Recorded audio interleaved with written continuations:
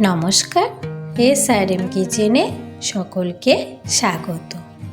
আজকে আমি চলে এসেছি দই পার্শে মাছের রেসিপি নিয়ে। দই কাতলার স্বাদ আমরা সকলেই জানি। আজকে আমরা দই পার্শের নতুন একটি স্বাদ নেব। রেসিপিটি খুবই সহজ আর সুন্দর।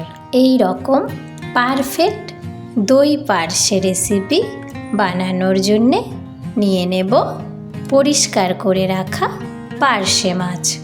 লবণ আর হলুদ গুঁড়ো মাখিয়ে নেব।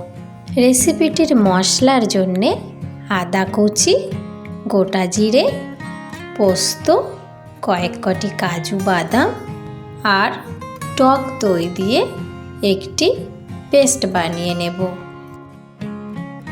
গরম সরিষার তেলের মধ্যে লবণ হলুদ মাখিয়ে রাখা পার্শে মাছগুলোকে দিয়ে উল্টিয়ে পাল্টিয়ে ভালো করে ভেজে নেব।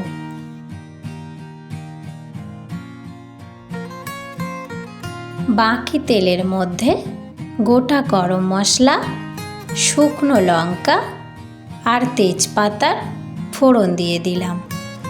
একটু ভাজা ভাজা হয়ে আসলেই বেটে রাখা মশলার পেস্টটাকে দিয়ে দিলাম। সাথে কালারের জন্যে কাশ্মীরি লঙ্কার গুঁড়ো দিয়ে দিলাম। একসঙ্গে ভালো করে কষে নেব। স্বাদ মতো লবণ দিয়ে দিলাম। মশলা দিয়ে এই রকম তেল ছাড়া পর্যন্ত মশলাটিকে কষে নেব। পরিমাণ মতো জল দিয়ে দিলাম। ঝোলটি ভালোভাবে ফুটে উঠলেই গরম মশলার গুঁড়ো দিয়ে ভেজে রাখা মাছগুলোকে দিয়ে দেব।